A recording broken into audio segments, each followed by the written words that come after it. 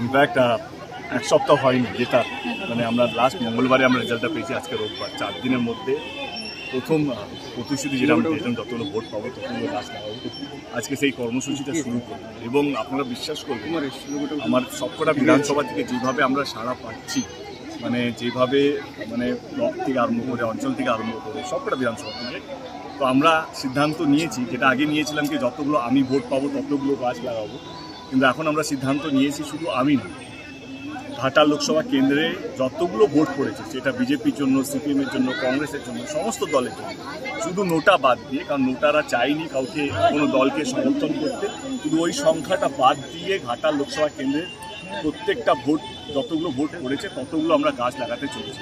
সেই সংখ্যাটা আমার মনে হয় কাছাকাছি 15 লক্ষের কাছাকাছি, এবং এই জায়গাতে আমাদের চেষ্টা আছে আজকে 600টা গাছ লাগাতে। এবং এরকম আমরা অনেকগুলো ল্যান্ড আইডেন্টিফাই করেছি যেখানে এই সবুজ ঘাটাল যে স্বপ্নটা দেখি সেই সবুজ ঘাটালটা পুরো রাস্তার দুধারে যেই রাস্তাগুলো, যেমন ঘাটাল 500 রাস্তাটা নতুন তৈরি হয়েছে, সব কটা গাছ কাটা হয়েছে, ওইটা আমাদের একটা টার্গেট আছে।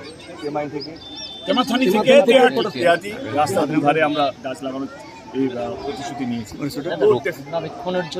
রক্ষণাবেক্ষণের জন্য মানে গাছ তো লাগানো হবে, তারপরে রক্ষণাবেক্ষণের দলের কর্মীরা এবং পঞ্চায়েত কর্মী সমস্ত প্ল্যানিং আমাদের মোটামুটি ছক তৈরি হয়ে গেছে যে কীভাবে তখন গাছ লাগানো তো একটা কাজ, কিন্তু গাছকে মেনটেন করা ডিফারেন্টলি একটা কাজ, সময় সময় জল দেওয়া, সেটার জন্য আমাদের দল বা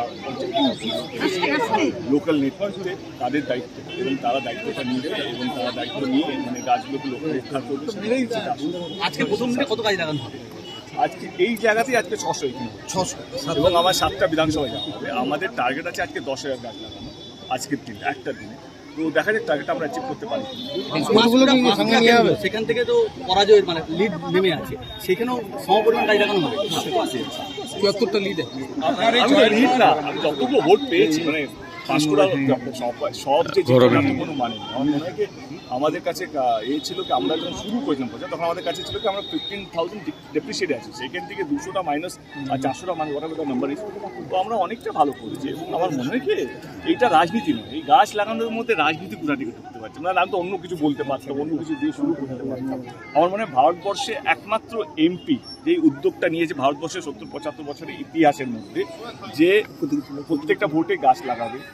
তো এইটা শুধু এবারে আমরা আগে বলেছিলাম আমি কতগুলো ভোট পেয়েছি, এখন তো বলছি আমরা কতগুলো ভোট পেয়েছি, আর আমি আমার কথা বলছি না, আমরা আমাদের কথা বলছি যে ঘাটাল লোকসভা কেন্দ্র এই উদ্যোগটা আমার মনে হয় না ভারতবর্ষের ইতিহাসে কেউ নিয়েছে। আর এইটা যদি মানে 30-40% এমপি বা জনপ্রতিনিধি যদি নেয়, আমাদের দেশটা একদম অন্যরকম দেখতে লাগবে। আর সেই সকলের কাছে কি আবেদনটা জানাবেন এই সকলের সমস্ত জনপ্রতিনিধিদের কাছে?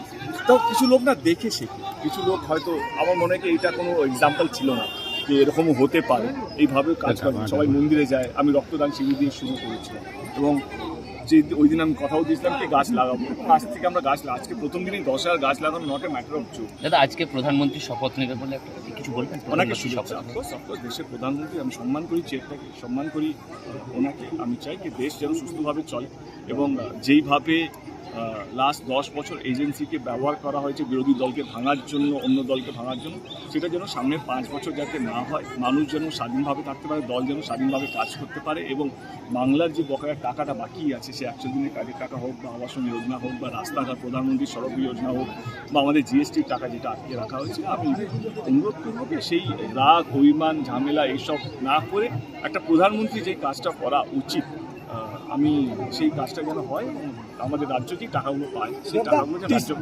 আমরা যে টি শার্ট, সেই টি শার্টে একটা লোগো দেওয়া হয়েছে, এই বিষয়টা কেন? সবুজ ঘাটাল, এটা তো পদক্ষেপ ছিল আমাদের, এটা তো লক্ষ্য ছিল কি এই যে ঘাটালকে সবুজময় করা, এবং এই যে গ্লোবাল ওয়ার্মিংয়ের সঙ্গে আমরা যেভাবে এই একমাত্র way to fight it out, গাছ যত বেশি লাগাবো, যেটা একটু আগে মানুষরা বলছিল কি অত বেশি অক্সিজেন আমরা পাবো, অত বেশি শেড আমরা পাবো। এই আমার মধ্যে এই গরমকে আমার মধ্যে লড়াই করার জন্য যতটুকু আমরা সায়েন্স বুঝি বা যতটুকু আমাদের শিক্ষা দীক্ষা, এই একমাত্র উপায় হচ্ছে গাছ লাগানো। দাদা শুভমের কিরণের উদ্দেশ্যে